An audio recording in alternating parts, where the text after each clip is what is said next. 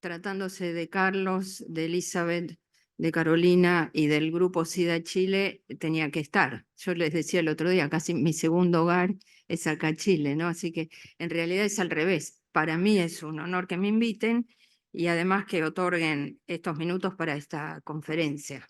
Así que muchísimas gracias. Vamos a repasar cada uno de estos temas con ustedes en función, digamos, uno podía organizar la charla, decir, bueno, a ver, en IAS que se presentó, en EACS y en CROI, pero me pareció que es mejor que recibamos las novedades de acuerdo a cada tema, que va a ser más sencillo de discutir. La semana pasada, con alguno de ustedes, repasamos las cifras de ONU-SIDA, y se acuerdan que 39 millones de personas viven con VIH en el mundo, 53% son mujeres, y decíamos que por lo menos hace 10 años que estamos diciendo esto, más del 50% son mujeres en el mundo y no lo pudimos bajar. Claro que lo que más aporta es el continente africano en este aspecto. Hay 1.300.000 nuevas infecciones en el 2022 y fíjense, 46% fueron en mujeres y niñas. Y cada semana 4.000 mujeres adolescentes y mujeres jóvenes entre 15 y 24 años adquieren el VIH. Eso es globalmente. Ahora, de esas 4.000, 3.100 están en África subsahariana. A ver, acá, ¿se puede ver la pantalla más grande o así está? Eso, bárbaro. Entonces, ustedes habrán repasado hoy a la mañana y ayer que el impacto del tratamiento antirretroviral es indiscutible, sin ninguna duda, que en nuestra región hemos hecho mucho progreso en bajar la mortalidad, pero las nuevas infecciones siguen, no solo están estables, sino aumentaron. Esto ya lo repasaron seguramente, 8% de aumento. Y estos son los últimos datos en Latinoamérica y el Caribe, de OPS, Organización Mundial de la Salud, ONU-SIDA, donde ven el porcentaje de mujeres, 25% del total de las personas que viven con HIV en América Latina son mujeres y 45% en el Caribe. Y en función de los adolescentes, ahí está, cada día 30 adolescentes en general y gente joven adquiere la infección. Pero además del, diría yo, crecimiento lento en la gente joven, mujeres, también vemos un crecimiento en mujeres a edades mayores, y esto claramente lo demuestra el taller latinoamericano, cuyos números habrán repasado en estos 2 días, donde vemos acá que de los ingresos de 2017 al 2021, fíjense, mujeres en el 2017, más de 50 años, 22.7%, y esto se fue a 30.1%. Quiere decir que estamos viviendo este cambio epidemiológico de las mujeres. Jóvenes de mediana edad y adultas mayores la van a ver ustedes en sus prácticas. Y sin duda, el diagnóstico tardío, Carlos lo señalaba el año pasado, la semana pasada en una reunión. Hace mucho decíamos que los hombres llegaban tarde, porque decíamos, bueno, las mujeres se testean por el embarazo, etcétera, etcétera. Hoy también las mujeres llegan tarde o nosotros llegamos tarde a captarlas. Y fíjense, el 60%, diagnóstico 66 versus 58%, es decir, más tarde llegan las mujeres. Y a mayor edad, más diagnóstico tardío. En la Argentina, estos son los últimos datos del 2022, publicados el año pasado, diciembre del 2023. El diagnóstico tardío es 44.5%. Fíjense qué alto, ¿no? Diagnóstico tardío, todos acordamos, menos de 350 CD4. Y fíjense, varones 45 y mujeres 43. Es decir, problemas entonces, mujeres jóvenes que crecen, mujeres más de 50 años que crecen, mujeres con diagnóstico tardío. ¿Hasta ahí estamos todos de acuerdo? Sí, muy bien.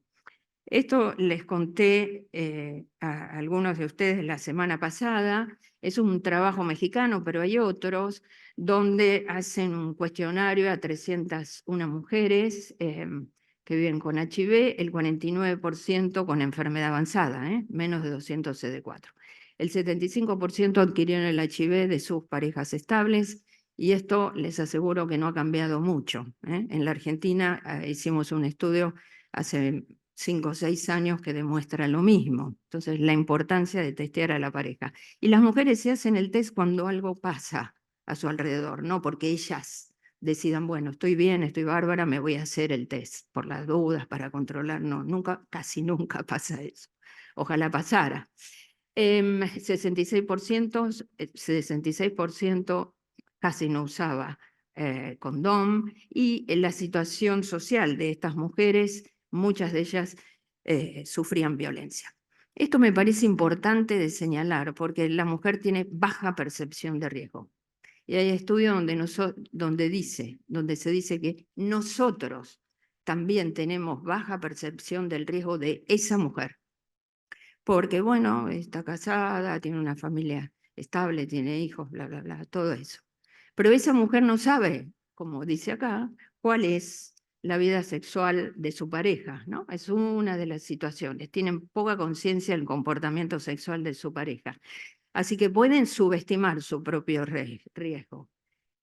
Muchas veces sienten vergüenza o se sienten estigmatizadas de revelar su preocupación de riesgo, más aún si hay violencia de su pareja. La información en general está dirigida a los hombres que tienen sexo con hombres y mujeres transgénero, pero las mujeres cis, poca información. Gracias. Entonces, en principio, la charla va a estar enfocada sobre todo a mujeres cis, más que a trans, y de ahí que quiero comentarles algunos aspectos. La violencia en general, independientemente de la mujer con HIV, la violencia en general, la prevalencia es alta en el mundo. Estas son mujeres que en el último año han sufrido algún tipo de violencia por su pareja estable. Con variaciones regionales, por supuesto. ¿Pero por qué es importante? Porque la mujer que sufre violencia está más predispuesta, más susceptible a adquirir el HIV. Y eso está claramente demostrado. 1.5 veces más probabilidad de adquirir el HIV. Y esto es transversal, ocurre en lugares de bajos recursos, medianos y altos recursos. Ocurre siempre. Por primera vez, Carlos, por lo menos yo lo veo por primera vez, no sé ustedes, o Carolina, Elizabeth, o alguno de ustedes que va a CROI, veo una sesión dedicada a violencia.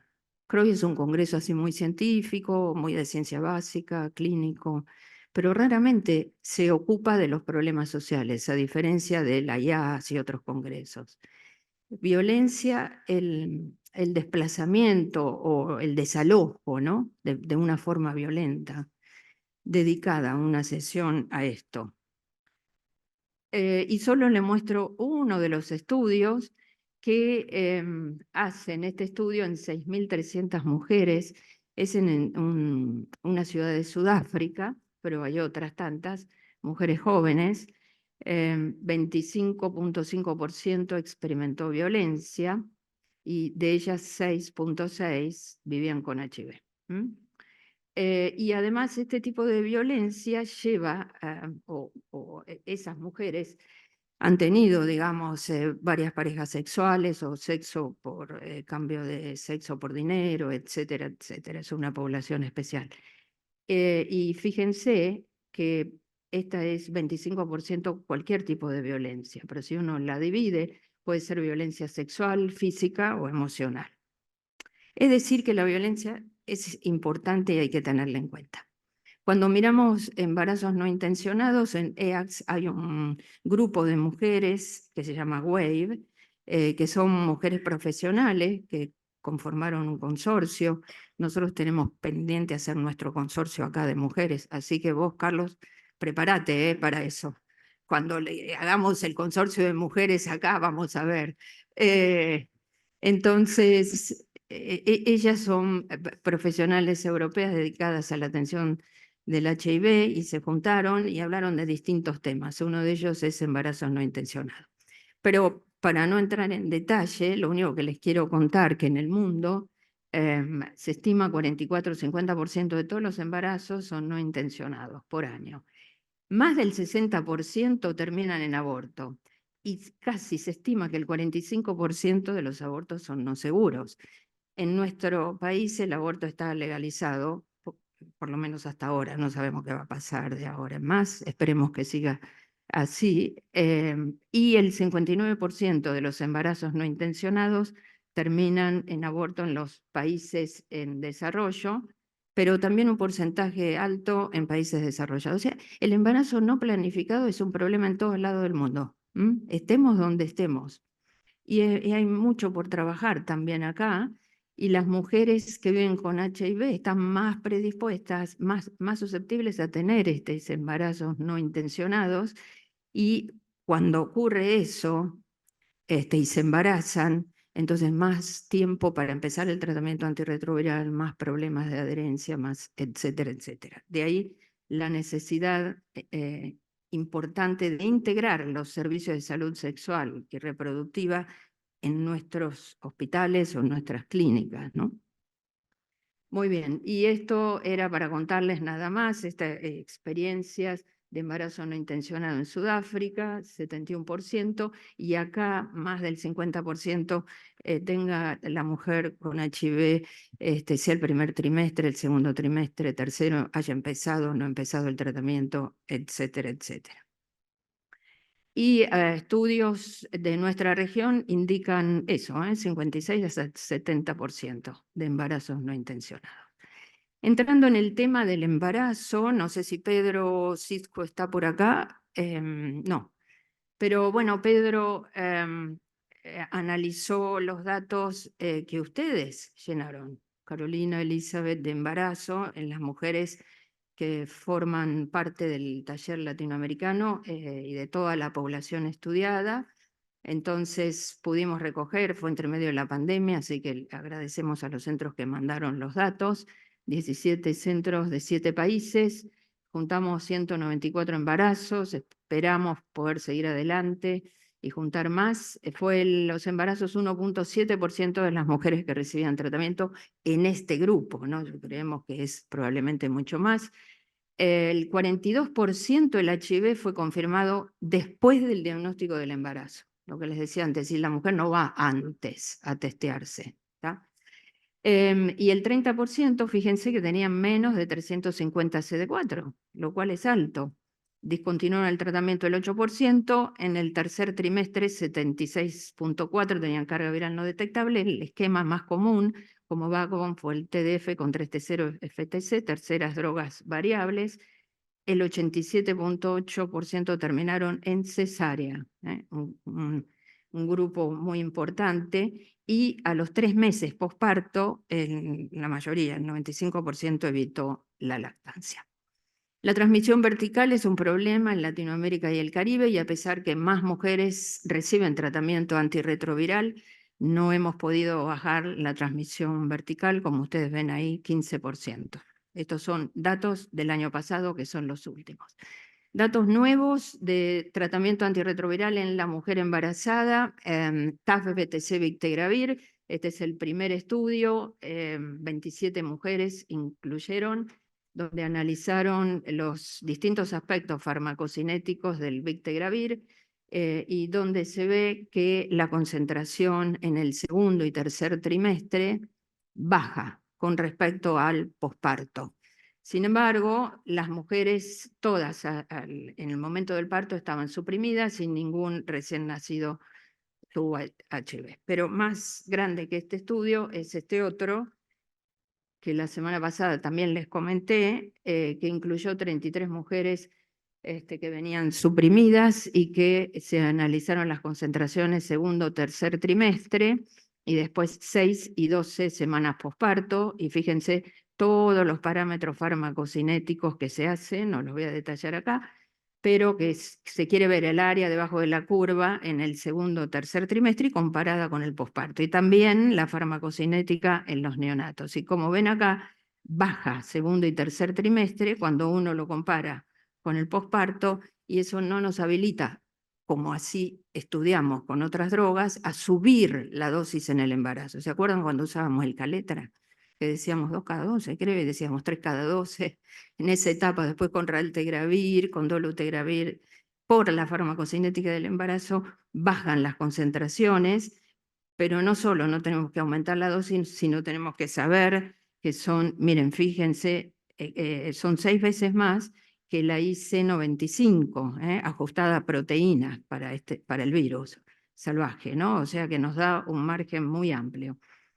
El 100% de estas mujeres en el momento del parto estuvieron no detectables, no hubo resistencia, el CD4 se mantuvo estable y aumentó, y la farmacocinética en el neonato nos permite decir que pasa del cordón de la sangre de la mujer embarazada al cordón un 35% el bictegravir con una vida media prolongada.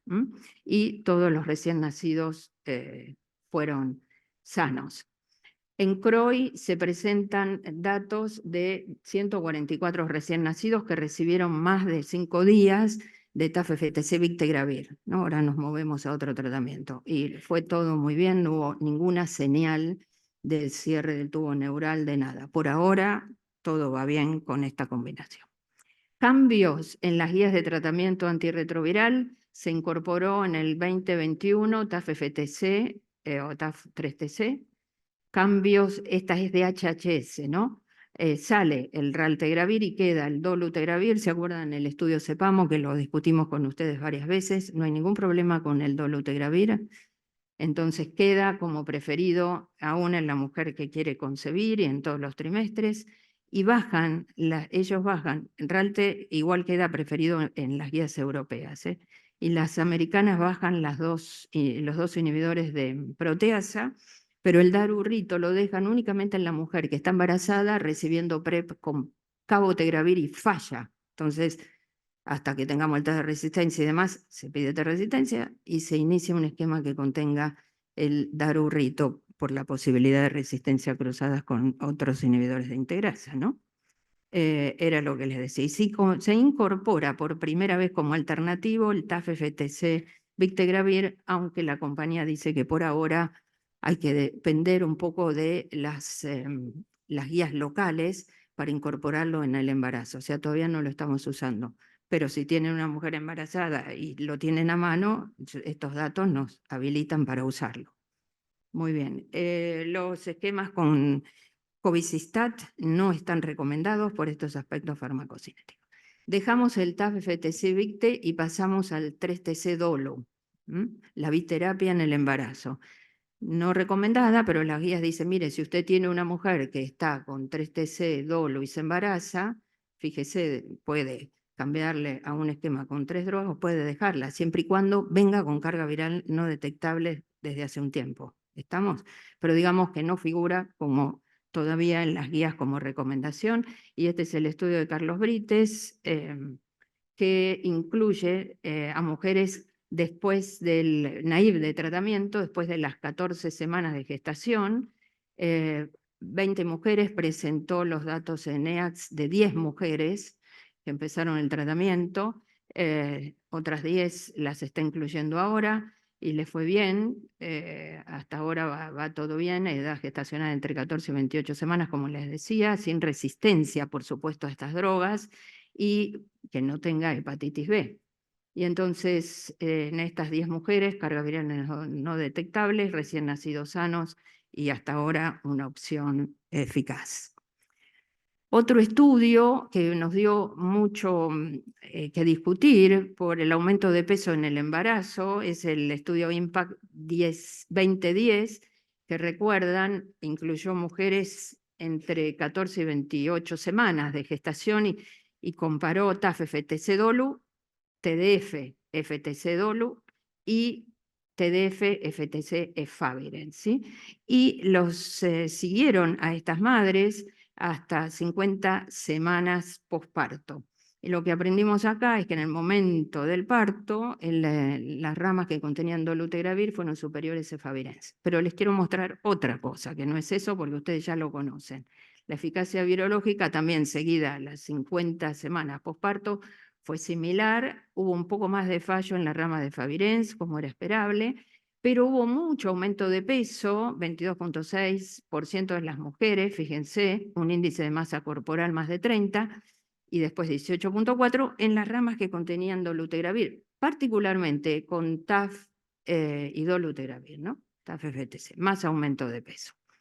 Después nada para destacar, pero esto me da la posibilidad de introducir lo que les quiero contar ahora, que resulta que todos pensamos que estas mujeres iban a tener más problemas con los recién nacidos, particularmente con el crecimiento, cómo crecieron, si crecieron bien. Bueno, y resulta que fue la más protectora. Digamos que la rama que recibió TDF, FTC, Favirenz, fue un insuficiente crecimiento en el peso.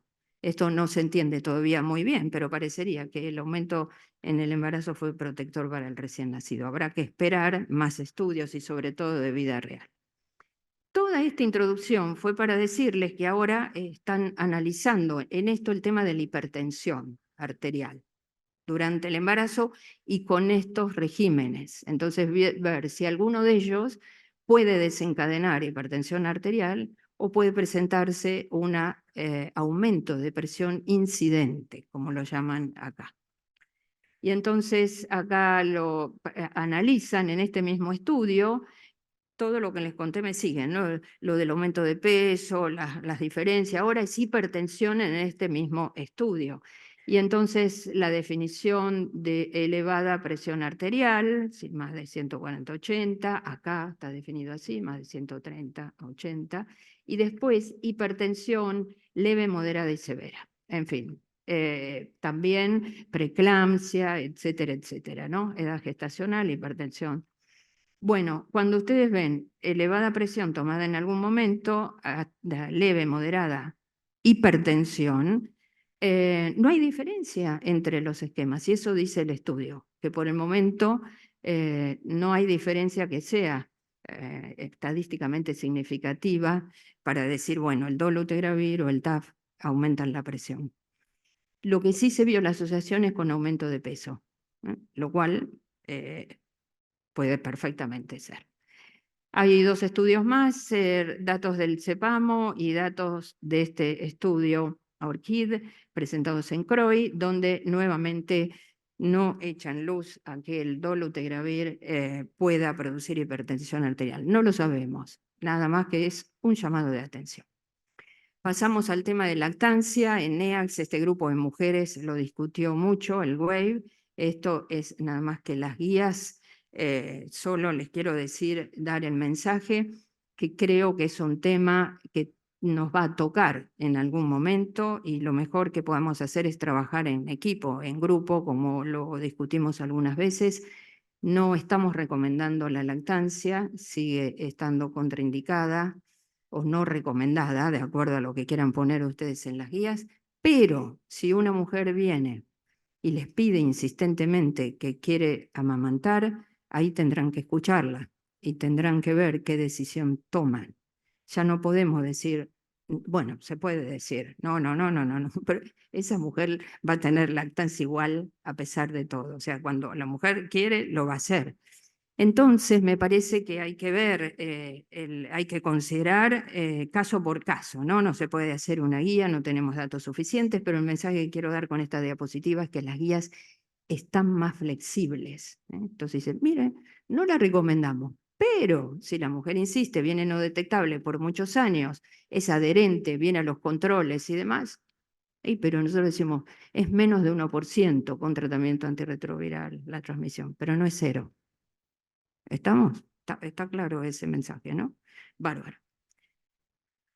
En comorbilidades, Collins ya había presentado comorbilidades en la mujer y nos había enseñado que en la corte Wise, que es la más grande y larga y extensa en Estados Unidos de mujeres que viven con HIV, las mujeres con HIV tienen más comorbilidades que las que no tienen HIV, independientemente de la edad. Ojo con eso, no es que tiene 60, 70 años, va a tener más comorbilidad, pero todas van a tener más comorbilidad que la mujer sin HIV y que el hombre inclusive. Entonces, ella presenta estas publicaciones, y ahora les cuento lo que mostró en CROI, donde junta los datos del WISE y del MAPS, hombres y mujeres con y sin HIV, y es un número muy grande, 5.920 individuos pacientes que fueron incluidos, hombres y mujeres con HIV y sin HIV. Lo que se ve que más comorbilidades tiene la mujer con HIV que el hombre sin HIV, y esto aumenta con la edad.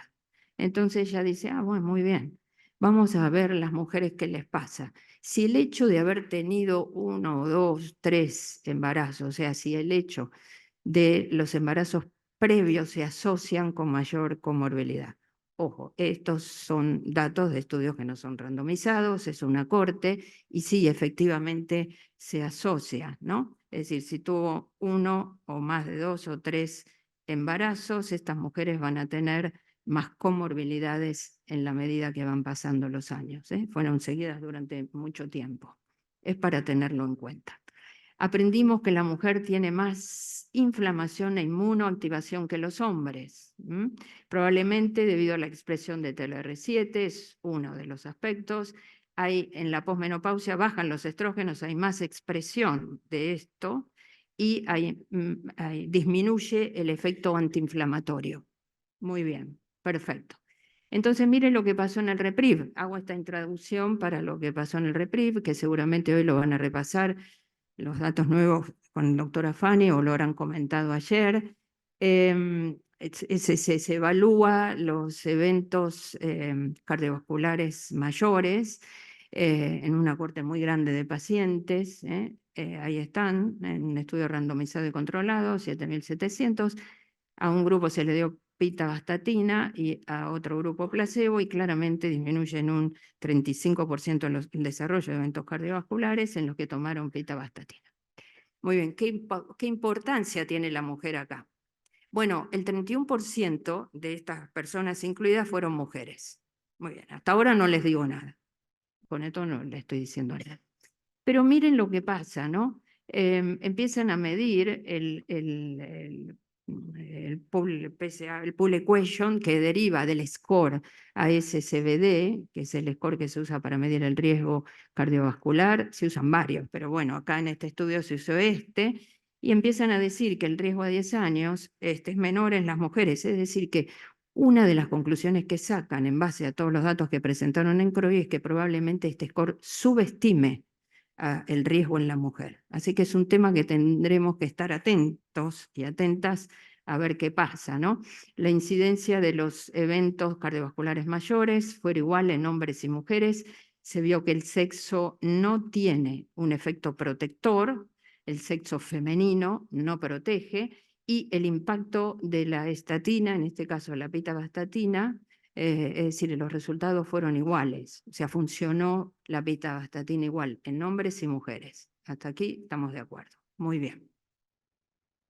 Entonces ella dice, Markela Sani, que presentó este estudio, dice, bueno, el sexo femenino no es protector, a 10 años este score probablemente subestime y las estatinas son iguales. Entonces miremos esto, y esto es lo que se apuró la DHHS, y en febrero dice, miren, si usted no tiene pitavastatina en su lugar porque es cara, porque no la usan, porque lo que sea, pueden usar la rosuvastatina en 10 miligramos y la torvastatina en 20. Después podemos discutir. Y entonces ella lo que dice, ah, bueno, pero todo este tema de la mujer debe ser porque tiene más fenómeno inflamatorio y de inmunoactivación, como claramente lo demostró ella en su presentación, donde hay más interleuquina 6, más proteína C reactiva ultrasensible, dímero D, etcétera, etcétera. Pero un momentito, porque no tiene más formación de las placas arteriales coronarias. No tiene. Pero como si tiene más inmunoactivación e inflamación. Entonces, ojo, porque ella llama, ojo, es la paradoja, tiene más inmunoactivación pero menos formadoras de placas. ¿No será que los mecanismos son por alteración en la microvasculatura, una disfunción, etcétera, etcétera, ¿no? Pero yo creo que ese es un tema interesante para analizar a ver qué pasa con las mujeres y estas cuestiones de las placas.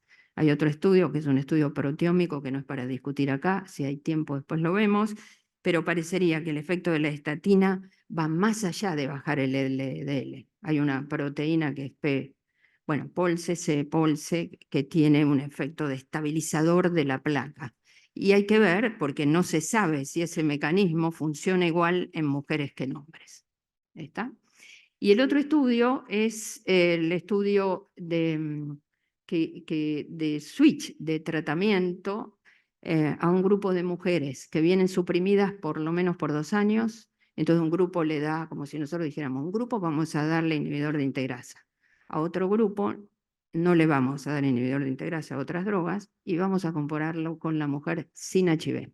Y vamos a tomar a las mujeres en la menopausia. Entonces ustedes van a decir, ¿y cómo definís la menopausia? Entonces me van a decir, no te venís de Buenos Aires para venir la definición de menopausia, todos sabemos.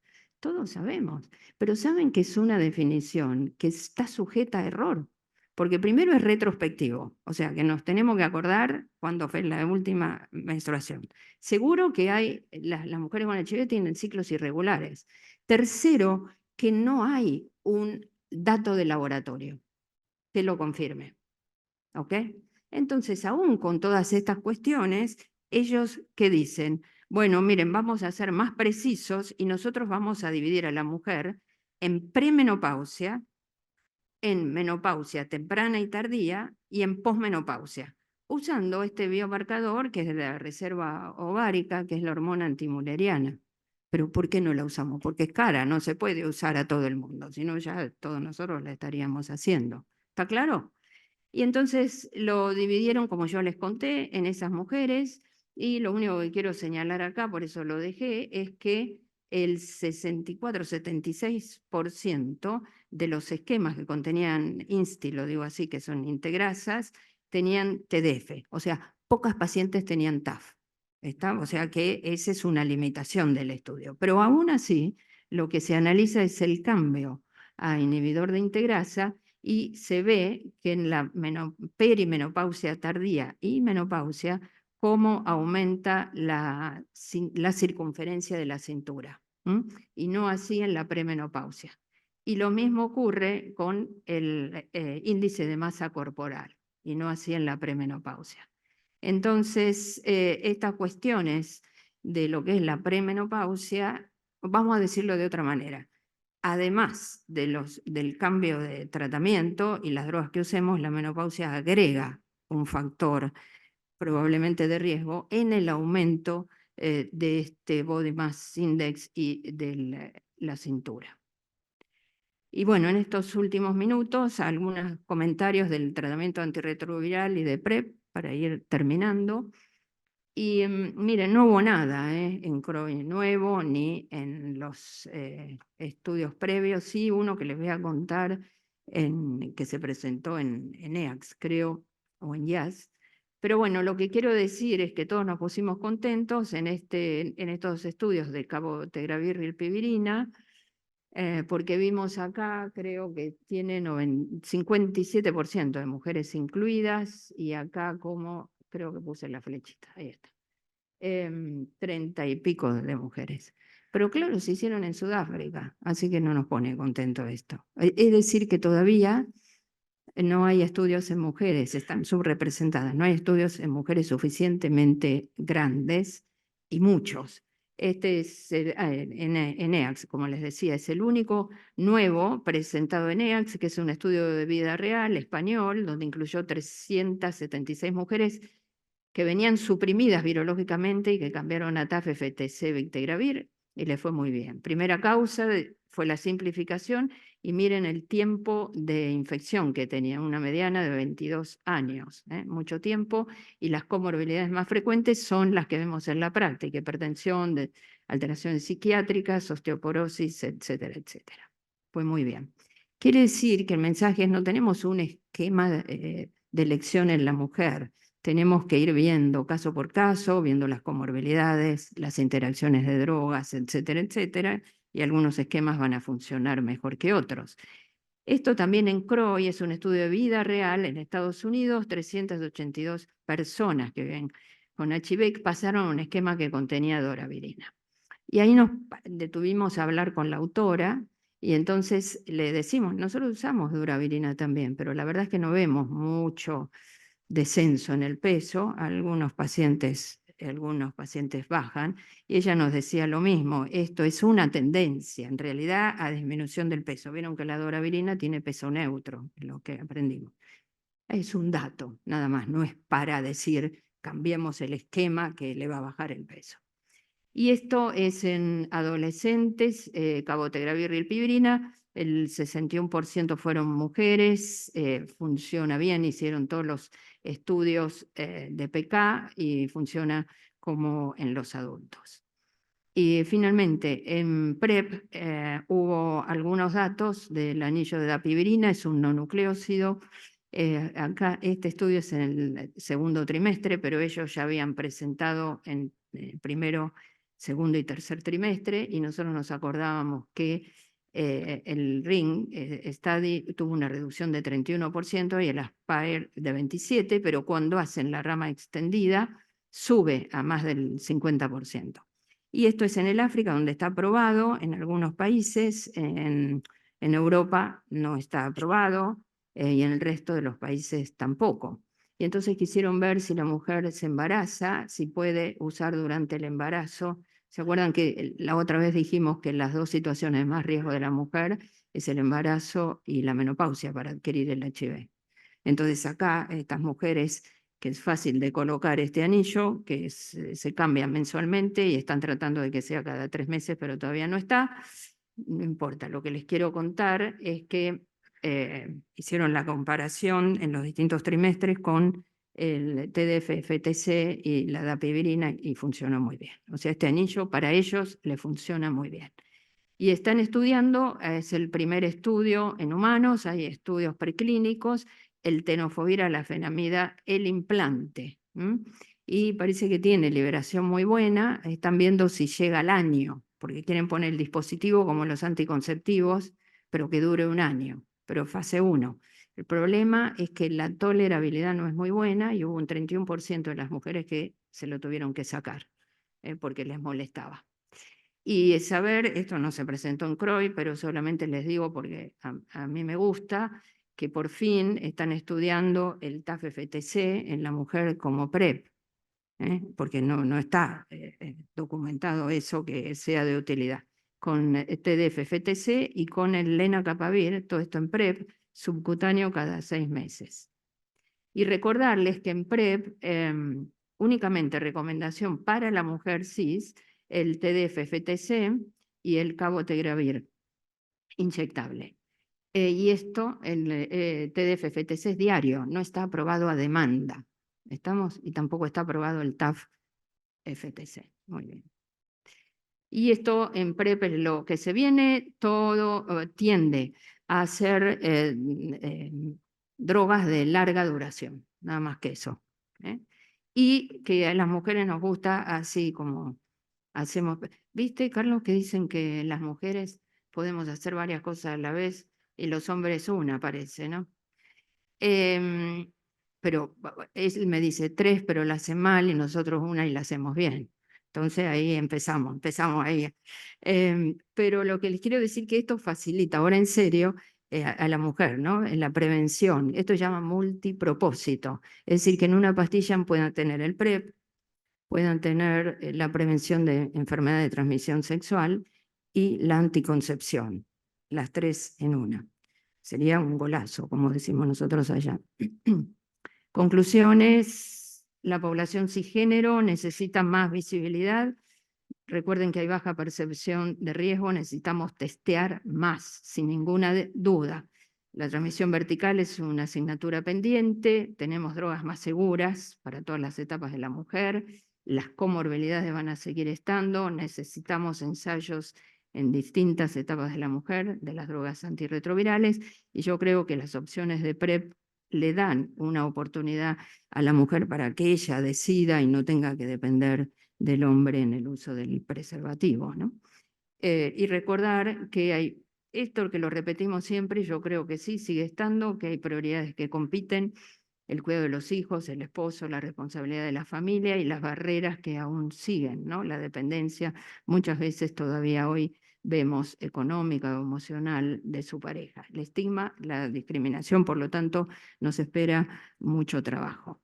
Le agradezco al equipo médico de Helios, a Ernesto, que me pasó 2 diapositivas, y quiero despedirme para decirles que para nosotros ha sido muy importante conformar el grupo del taller latinoamericano, del cual muchos de ustedes forman parte. Ha sido un crecimiento tremendo científico, pero particularmente de las relaciones humanas, que hoy son tan difíciles de sostener y de encontrar y mantener en el tiempo, ¿no? Sin duda que Carlos ha sido y es el líder de este grupo, como el líder en este país. Estoy segura que esto es así.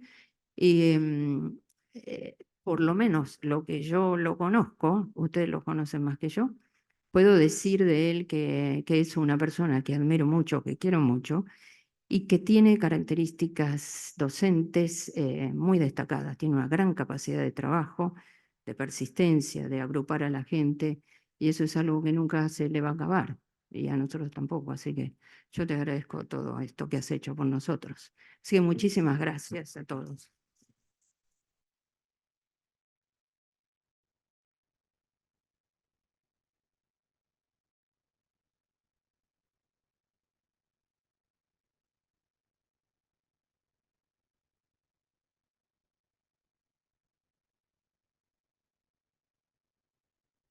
Bueno, antes de comenzar con la ronda de preguntas, quiero hacer la entrega de parte del Grupo SIDA Chile de este presente a Isabel y encargarle muy especialmente que lo comparta con Alfredo. Y le voy a preguntar después si lo hiciste. Así que Isabel,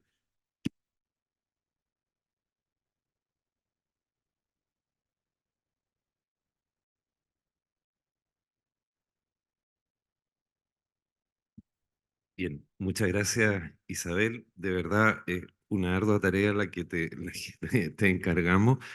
Y son tantos tópicos que yo creo que van a surgir muchas preguntas. Yo te quiero plantear algo o preguntar o pedirte tu opinión en algo que yo tengo mi impresión formada, que es la PrEP en mujeres con cabotegravir. Lo del implante de TAF de verdad funcionó muy mal, con mucho evento adverso, pero los estudios 083 y 084 mostraron que la PrEP con cabotegravir inyectable en la mujer tiene una mayor diferencia que en HCH, siendo en ambos superior que la PrEP oral, en mujeres es particularmente efectiva.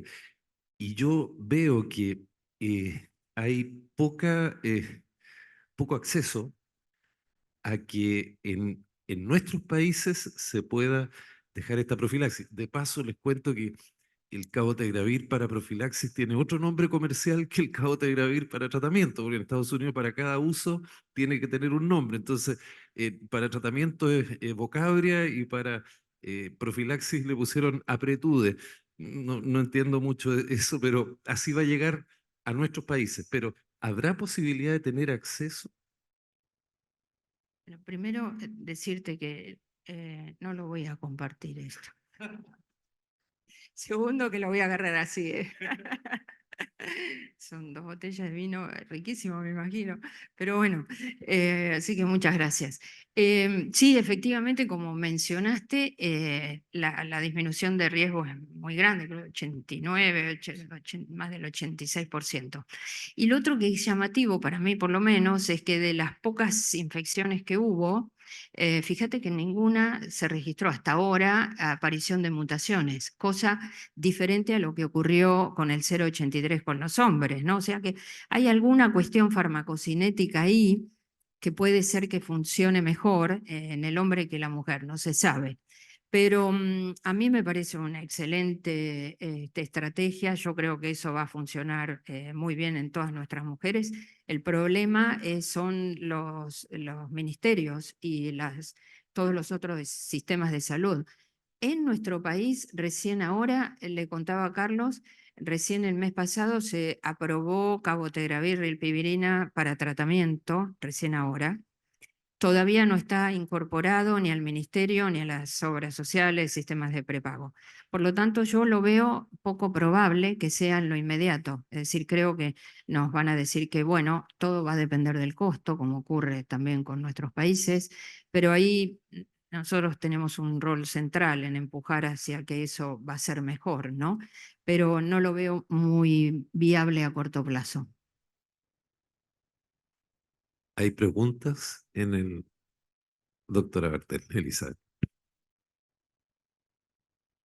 Primero, agradecerte la presencia y felicitarte por la presentación. La verdad es que nos paseas por todo maravillosamente y como que fuera tan fácil reunir toda esta información es too much.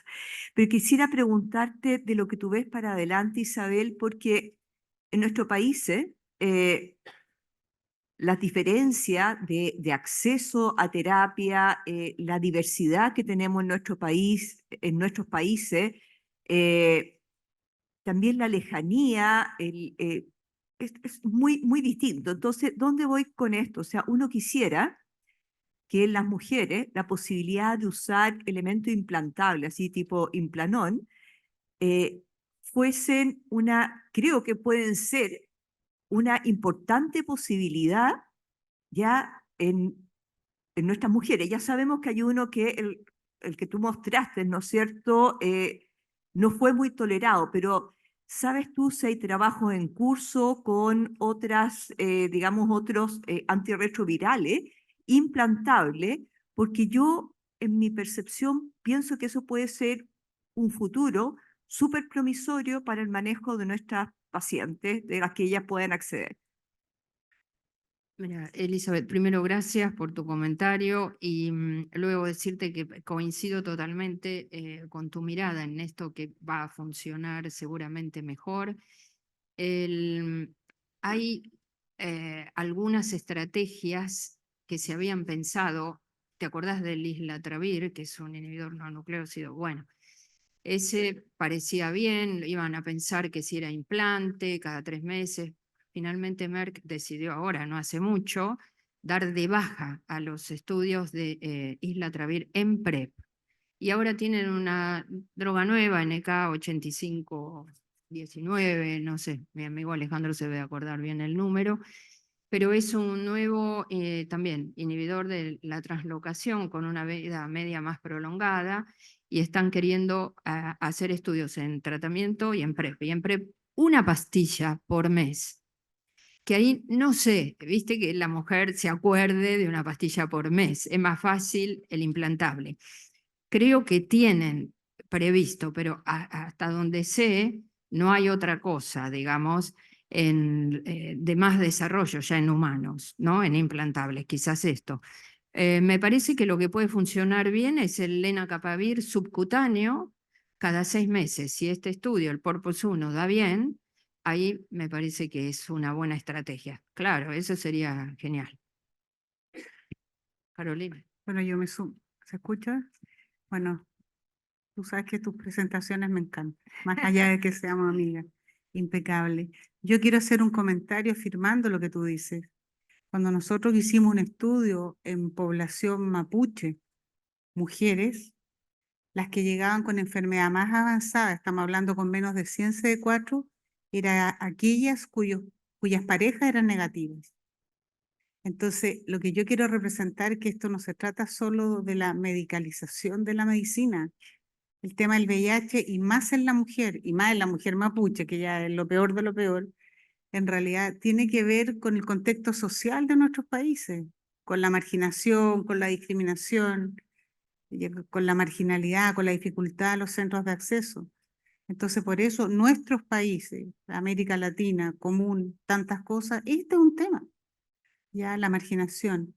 Y bueno, ustedes dos no estaban ayer, las razones que sean, y les quiero comentar que nosotros el lunes indicamos PrEP con CAU, vimos a la paciente, hicimos el diagnóstico y le partimos PrEP con cabotegravir, que no estaba no estaba, ya sé que en Chile el ISP y todo, en una paciente que estaba en diálisis, con una pareja con 500.000 copias, adictos, y tiene que ver yo creo que tiene que ver con que hay una dirección, agradezco a la dirección del hospital, que le cree a los técnicos, que no siempre eso es común. Y como nos creyó, nos autorizó la compra y partimos, le dejamos cabotegravir a esta paciente por todas las implicancias que tiene. Así Qué que, bien. La verdad que es una gran noticia eso. sí. Sí, lo de los ministerios o las autoridades es un tema. Carolina trae a quién indicaríamos en la mujer cis, fuera de lo que, de todos los puntos que todos sabemos, ¿no? La indicación de PrEP a todo el mundo. Fuera de eso, es esa situación justamente, que la pareja tenga HIV, que no adhiera bien al tratamiento, que las cargas virales no bajen bien y demás, o como en este caso, una situación social y médica puntual donde el PrEP está indicado. O sea que ahí nuevamente, también en la evaluación médica, lo que vos señalás, todo el contexto social, que a veces es determinante más que la cuestión puramente biológica médica, ¿no? Una pregunta puedo hacerte, y a la audiencia también. Con este tema del Reprieve y el tema de las estatinas, si ustedes tienen un ratito para bajarse la aplicación, y eso que yo no soy muy cibernética, confieso, pero bajé ya lo tenía bajo, lo de la SCBD, y estuve midiendo el riesgo en estos últimos tiempos, digamos, a todos los pacientes que venían. Cuando ustedes ven el riesgo cardiovascular, porque esto es entre pacientes que tienen bajo o mediano riesgo, ¿no? La indicación. Van a ver que hay un montón de gente que le tienen que dar. Entonces, uno se pregunta si realmente le vamos a indicar estatinas, porque nuevamente te van a llamar y decir, ah, doctora, pero ¿por qué le indica estatina a este hombre o a esta mujer? Bueno, a todos, o sea, si lo empezaron a manejar acá y van a seguir así a rajatablas esta cuestión del score, o hay pacientes seleccionados. Esa es para vos esta pregunta. Bueno, de todas las veces que me ha tocado revisar esto, porque me han pedido charlas del tema de riesgo cardiovascular, la única cosa que me queda clarísima es que los scores de medición de riesgo cardiovascular no sirven en las personas que viven con VIH. Eso lo demuestran todos los estudios, incluso el REPRIV. O sea, el riesgo calculado en las mujeres y la tasa de eventos que tuvieron también es una demostración de que está mal medido. Yo creo que lo conversábamos en la mañana a propósito de la presentación del REPRIV de la doctora Sala. eh, yo creo que lo importante es que nos pone el foco que la estatina no es solamente para bajar el colesterol. O sea, que la estatina también es un fármaco que se debe usar preventivamente. Ahora, la verdad, sí, está bien aplicar los scores. La medicina se ha transformado mucho en aplicaciones de score y de repente uno ve las aberraciones más grandes, pacientes con accidentes cerebrales hemorrágicos que le están dando aspirina porque tienen un chaspac de no sé, unas cosas tremendas. Hay que poner criterio. Y la verdad es que pacientes con riesgo cardiovascular elevado, sabemos cuáles son. Los diabéticos, los insuficiencias renales tienen altísimo riesgo cardiovascular. Entonces, independiente del colesterol, son pacientes en los que uno tendría que poner el foco. Yo estoy de acuerdo con lo que decía la doctora Ceballos en la mañana cuando generamos un poco este debate. No se trata de darle la terapia y la estatina a todos los pacientes con VIH, reconociendo que el VIH sí es un factor de riesgo cardiovascular como ya está reconocido actualmente. Yo creo que hay que poner el foco en cierta edad, en ciertas patologías concomitantes, pero la aplicación de SCORE me parece que en personas con VIH eh, nos va a hacer subtratarse. El problema es ese, que subestima el riesgo cardiovascular. Entonces, si nos basamos exclusivamente en el score, probablemente el número de pacientes en que podríamos prevenir eh, eventos cardiovasculares eh, es más grande que el que vamos a intervenir. No sé si hay alguna otra opinión. Este me parece que es muy importante para el debate porque es un estudio muy señero el REPRIV. Doctor, ahí parece. Y allá también. O acá.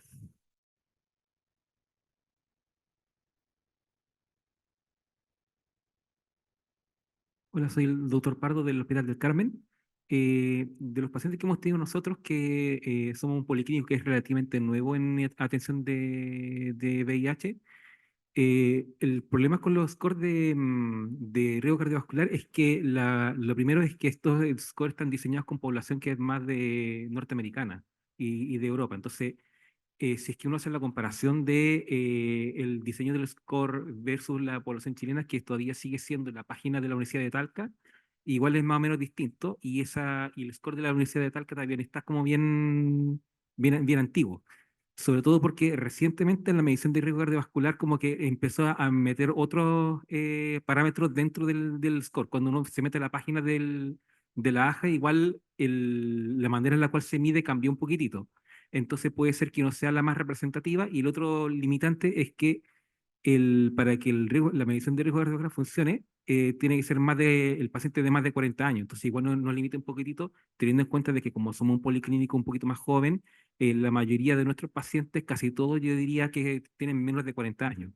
Y por lo general, nuestros pacientes que llevan más de 40 años ya de por sí llegan con otras cosas de riesgo cardiovascular y usan estatinas por otras razones adicionales.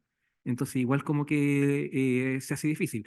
Sobre todo en la mujer también, que no sé si en los estudios de REPRIX que se midió el riesgo, la formación de placa de ateroma, claro, tienen menos formación de placa de ateroma, pero eso a diferencia del hombre, que también se ha visto en otros estudios, donde el hombre tiene mayor riesgo coronario que es más troncal, con arterias más troncales, versus la enfermedad microvascular. Entonces, no sé si sea una buena idea medirlo o con angiografía o con angiotac coronario, versus hacer como un estudio de perfusión cardíaca, que a lo mejor ahí nos da un poquito más de señales como en la microperfusión al final.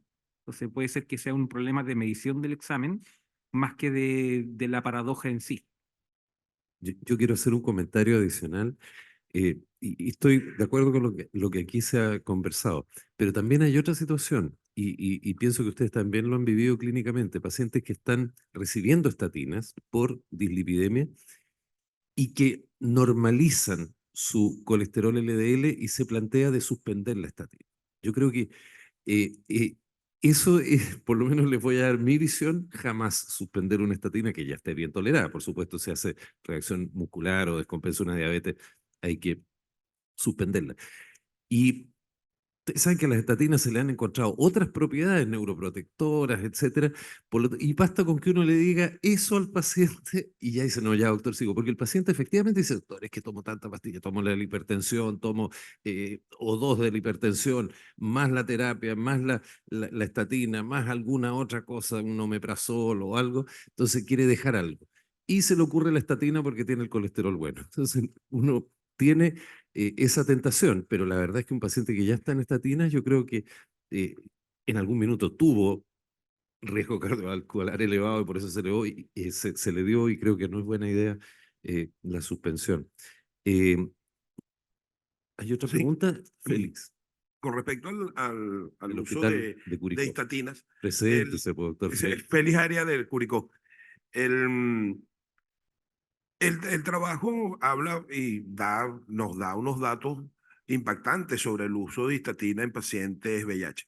Ahora bien, a lo mejor lo que nosotros estuvimos hablando en el bloque anterior, pacientes de 40 años, a lo mejor uno dice, bueno, son muy jóvenes, pero los que practicamos, o los que estén aquí, que practiquen la medicina interna, eh, yo no creo que alguno de nosotros que haga ejercicio de medicina interna tenga algún paciente que no esté recibiendo alguna estatina. Entonces, por esa parte, como afianzando más el uso de estatina. Lo otro es que cada vez el grupo de pacientes VIH se nos está deslizando más hacia el lado derecho, es decir, ya son ya más pacientes de más edad, son pacientes ya de 50 años, pacientes de 60 años, pacientes, mujeres menopáusicas. Entonces, este es un grupo que, a pesar de que tenga un riesgo cardiovascular leve, un riesgo vascular bajo, son un grupo que se beneficiaría del uso de estatinas de manera profiláctica para eventos cardiovasculares. En el trabajo, el otro brazo que hace el REPREV, de comprobar cuál es buscando qué es lo que está estimulando esta baja de riesgo. Ellos comprueban que no es la LDL, sino esta fosfolipasa, una C, ¿okay? Que estabiliza muy bien la membrana, la placa, perdón. Entonces, eso da mucho. Entonces, yo pienso que llevando eso, un medicamento que por lo menos en el caso de nosotros aquí en Chile, la atorvastatina es de fácil acceso, está en las APS, está en los hospitales. Yo creo que no hay ningún problema que nosotros lo utilicemos en este grupo de pacientes que sí, de verdad tenemos pacientes que ya tienen o un índice de masa corporal que está por encima de 30, que tienen una circunferencia abdominal que está por encima de 100. Entonces, a pesar de que no tenga un colesterol alto, unos triglicéridos altos, pudieran beneficiarse porque estamos haciendo ya una prevención primaria, ¿ok? Que es en este caso sería lo importante en ello. Bueno, apartando el punto, cuando habló de mujeres y embarazo, yo tenía una pregunta con respecto al uso drogas, de drogas en la mujer embarazada, que para nuestro medio, lamentablemente, lo que tenemos aprobado como uso, bueno, antes era DLT, ahorita tenemos DLT en las mujeres embarazadas. Sin embargo, a veces tenemos pacientes que con esta terapia no logran estar indetectables, o por lo menos indetectables de menos de 50 copias para el momento del parto. Están por debajo de 1000, pero sin embargo con cargas virales de 200, 300, que se nos hace imposible hacer un genotipiaje con cargas tan bajas. Entonces, yo inclusive tuve una paciente así, y lo que me atreví fue es agregarle caletra a esta paciente DLT más caletra, y con lo cual la logré llevar indetectable al parto. No sé qué opinión me pudiera dar, doctora Cassetti. Y por último, en el CROI se habló mucho de Doxipep. Doxipep, hubo múltiples conferencias de eso. Ahora, quisiera la opinión suya de Doxipep en mujer. La primera pregunta es, la paciente estaba con TLD, tenofovir, trastuzumab y dolutegravir, ¿cierto? Sí, a veces vemos estas situaciones y la verdad es que sí somos muy muy obsesivos en que llegue al momento del parto con la carga viral no detectable. Y ahí esto es fuera de las guías, pero yo también intentaría agregarle más que cambiarle, porque a veces el cambio no lo tolera o hay alguna cuestión y ahí se nos puede escapar la carga viral. Así que yo en su lugar, como nosotros tenemos darunavir, ritonavir, que viene coformulado en una pastillita, preferimos el darunavir, ritonavir antes que el caletra por una cuestión de tolerancia. Pero sin duda que si usted está ante esa situación, yo estoy de acuerdo con las estrategias de bajarla, con lo que usted tenga, mientras, por supuesto, no le haga mal a la mujer, como en este caso no le hizo. Así que me parece muy bien. Doctor, las drogas que más rápido bajan la carga viral y en menos tiempo son las integrasas.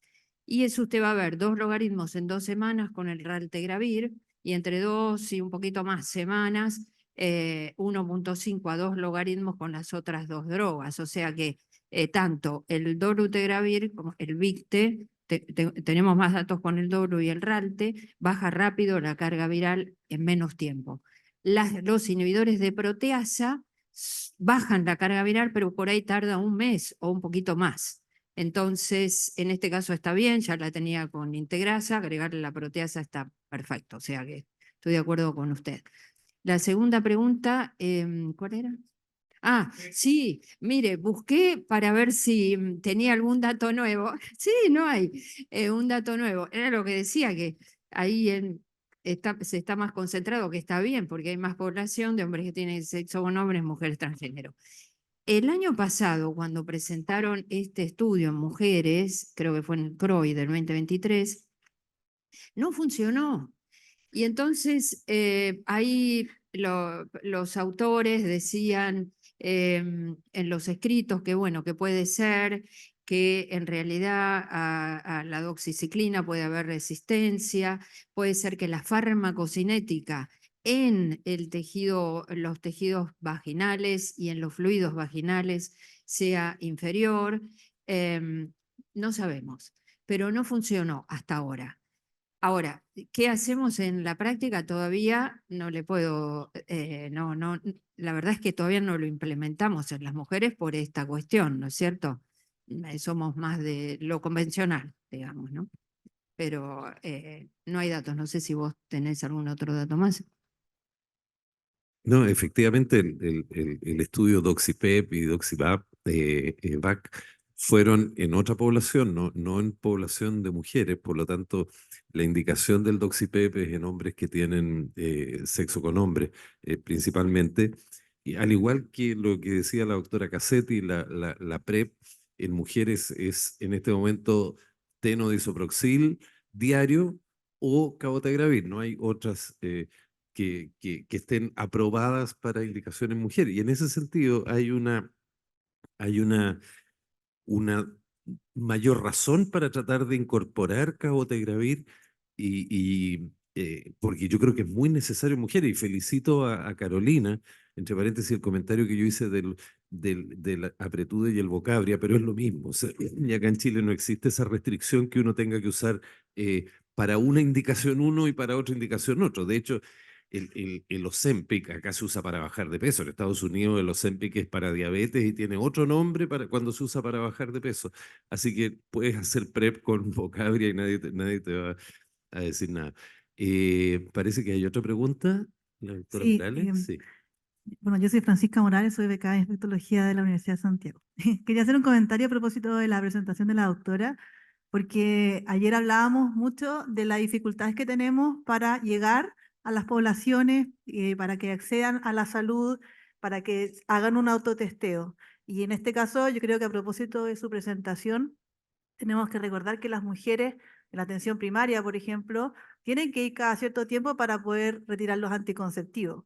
Y una mujer que va por anticonceptivo, finalmente una mujer que tiene sexo. Entonces, en ella también deberíamos enfocar la prevención con TFFTC y quizás también dar autotest para su pareja y como ocupar esa forma o ese acceso que tenemos porque de cierta manera es un grupo olvidado, ¿ya? Y vemos que hay un aumento de los contagios en las mujeres y quizás como a través de eso, de ese sistema de que tienen que ir cada cierto tiempo para que le actualicen la receta, quizás podría ser una buena alternativa ahí con la ayuda de las matronas, de la atención primaria también. Yo creo, excelente el comentario, porque uno lo que tiene que ver es en qué momento, en qué lugar puede implementar esto para agarrarlas ahí. O sea, lo mismo que nos pasa cuando queremos testear a la pareja, que nunca vienen, que es más difícil, que bueno. Y entonces, como crear situaciones nuevas donde esa mujer la tomemos y no la perdamos, ¿no? Y esto que comentás que si puede quedar en la cabeza de todos nosotros para pensar en nuestras instituciones donde podemos tomar a esas mujeres para verlo de PrEP. Porque fíjate que no hay mucho en mujeres y género, ¿no? O sea, como hablábamos antes, está todo enfocado a otra población. Entonces, ¿cómo la captamos? ¿Cómo la seguimos? Lo del riesgo, nosotros mismos en la evaluación de riesgo, que nos podemos equivocar, así que muy bueno el comentario. Bueno, yo creo que vamos a ir cerrando. ¿Queda alguna pregunta? No, parece que no. Vamos a ir cerrando la sesión de la mañana.